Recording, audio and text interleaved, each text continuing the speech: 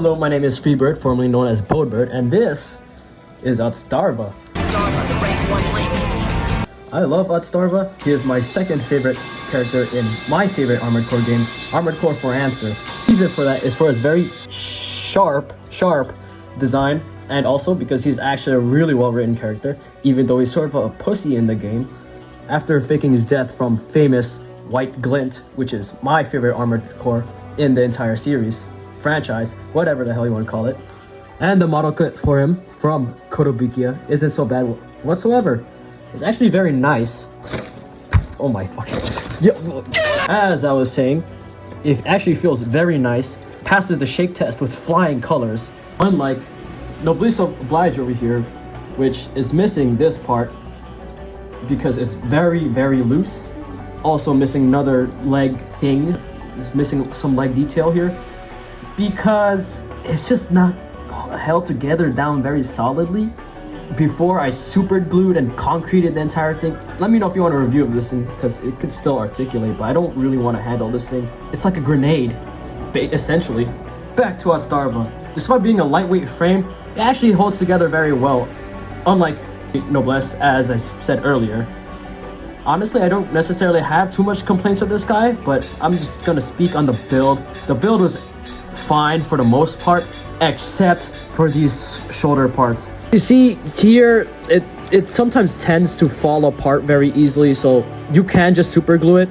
But I also don't like how... Oh, okay, yeah, well I don't like how this part is put on, because it has you slide this plastic piece under this part over here, which you could imagine is not that sturdy or solid. I might need to super glue the missiles over there, so the decal fell off. And that leads me to the next point. I don't necessarily like these water slide decals that the Armored Core kits come with. They fall off very easily. Fell off very easily with my White Glint kit over there up top. But besides the decals, I have one big complaint. He's not really blue. I mean, in game he's blue and stuff, and in the camera he looks pretty blue, but in real life he's actually kind of black. Not necessarily game accurate, but if you don't really care about that, it's fine. Well, I do care about it because, again, For Answer is my favorite game of all time. Find me on that. Yes, I played Bloodborne. Do I have a problem with the black? No, not necessarily, but I would have enjoyed if he was more blue. Another thing, though, the weapons are not color accurate, like, at all. But, I mean, this goes for all Armored Core kits, not just Otsdarva, so I can't really complain on that too much. And even though they're not color accurate, they still look pretty good on them. And again, also feels very solid. I love this thing. Maybe not for the back missile parts, but I cemented that down together. Many of the other parts also fall off very quickly if you do not super glue it, so I very advise you to super glue it. If you don't, that's tough. Go get some. What are you doing? It's like $3 and it helps you so much with these kits, especially with like Noblesse over there. If I had super glue at the time, I wouldn't have nearly as much complaints as I do now. Another point though, this thing really does hurt. I mean, these feet over here are deadly. Like, I could run up to someone and stab their neck with this and they'd die from bleeding. So I'd strongly advise you to, like, maybe not play around with the feet all that much. But the chest and head is also very sharp. But it's still a joy to pose around. Speaking of poses, you got swivel at the head. You can look up that far and down that far. A full 360 on the arm. Be careful on that. Swivel at the arm, but it's very limited due to some shoulder detail you won't be able to see there, but it is limited. No in and outward motion for the arms. It really pisses me off. I mean, the other Armored Cores have it. Bend at the elbow, swivel at the wrist, and it's fairly unlimited. Same amount of articulation with this arm, but I wouldn't recommend doing the 360 thing with this because of the back missiles. Swivel at the waist.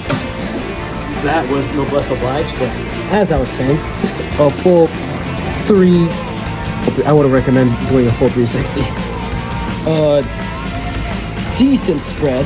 I wouldn't recommend pushing that any farther. Rotation on the leg, and there goes the stabilizer and the leg. Bend at the knee. Foot can move up that far and down that far.